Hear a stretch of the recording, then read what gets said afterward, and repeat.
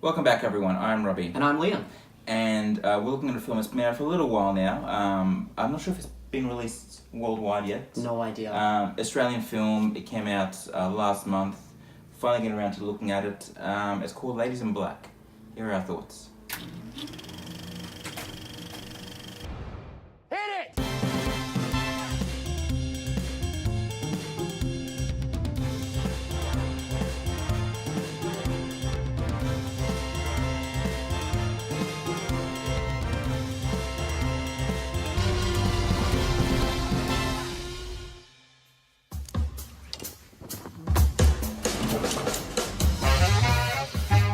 Morning, Miss Cartwright. Morning, Miss Cartwright. Miss Baines, Mrs. Williams, this is Miss Miles. These ladies will show you the ropes. Good afternoon, ladies. You must be the new jeune fille. Some help I can use during this season. Who's that? Magda, one of them refos. Refugees. Migrants. This came for you. Oh, Dad will have to sign this. Dad, I need you to sign this form. Look, I've told you before, no daughter of mine is going to university. We'll think of something. Ladies in Black was directed by Bruce Beresford and it stars Julia Ormond and Gary Rice, Rachel Taylor, Ryan Corr, Noni Hazelhurst, a lot of big name Australian actors. Yeah. And it's basically set in, In the 50s. in the 50s Australia, and In Sydney, yeah. it shows the story of quite a few different Australians, and including immigrant Australians, and it's almost like a little snapshot of that time, of that period of time, told through the eyes of these characters who work at a fancy for Australia. fancy dress store. No, not fancy dress store, just a fancy store that sells dresses, not fancy dresses and like. Oh yes. To clarify, yes. Yeah. And they're basically all stereotypes. Yeah. And there is definitely that clear line between what Australia thinks is fancy and then what Europe and everything thinks is fancy. There's this joke that kind of plays in and out of the film through the entire time. Mm-hmm. What do you think of the movie? We're both on an app called Letterboxd, and I think my exact review was, well, that was definitely a movie that I watched.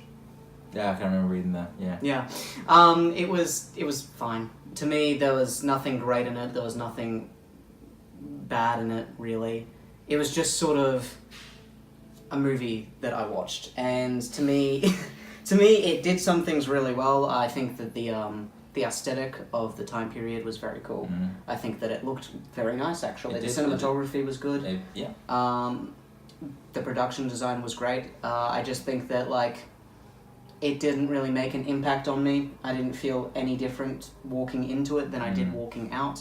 And, I don't think it's going to be one that I remember in a long time. What about you?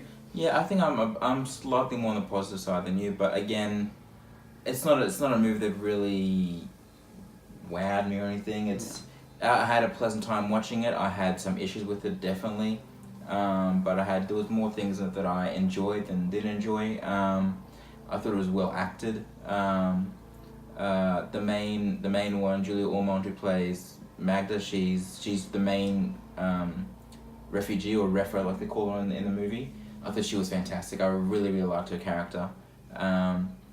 And I mean, all the other actors are good. Like Rachel Taylor's a good actress, and Gary Rice, she's a good up and coming star. She was fantastic in The Nice Guys. And she was so good in that. And she's not as strong in this, but she's good in this. Mm-hmm. I think that just comes down to direction. It does, yeah. I enjoy seeing Noni again because I used to watch Play School all the time when I was a kid, and she was on there. So it was that was a nice little revisit seeing her again. But yeah, as a whole, I thought that the story started off a bit muddled at the beginning, became more focused halfway through. There was a part where it really clicked and just was okay, so this is the story. That's what that's about. Yeah. There's this one subplot which I'm not going to go into, which was completely unnecessary, and I still don't know why it's in there. You're talking about. It comes in, and there's long gaps where it's not even revisited, and then it focuses so much on it again and it just disappears again. I don't know why it's there, and the payoff for it isn't even a payoff because it doesn't link into anything. It's just there, almost. Yeah. When it focused on Gary Rice's character and Julie Ormo's character, I was into it. Same with Rachel Taylor. Her storyline with Ryan Coore I thought was very good as well. That was a very sweet story. It was sweet. Ryan Coore was excellent in this, I thought. Really good. But yeah, that's really the only positive. It's more just I enjoy seeing those certain characters interacting. The rest of the movie around it was just kind of filler. Yeah. Oh, this film suffered from holding the shot for like 10 seconds too long.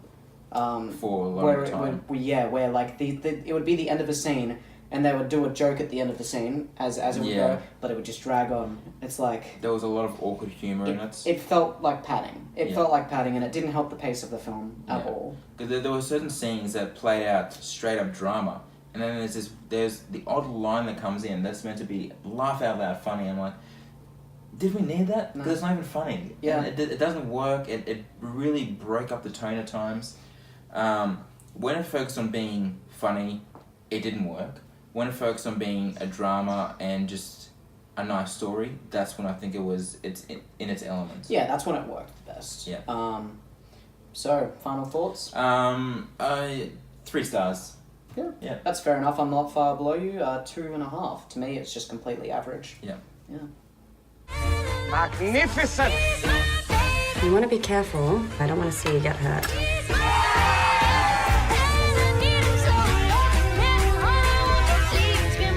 You're a clever girl. It's the most wonderful thing in all creation, you know? Perhaps you will be a businesswoman. There are worse things. Oh, I should have gone to Mass this morning. Too late now. I'm sure God will understand.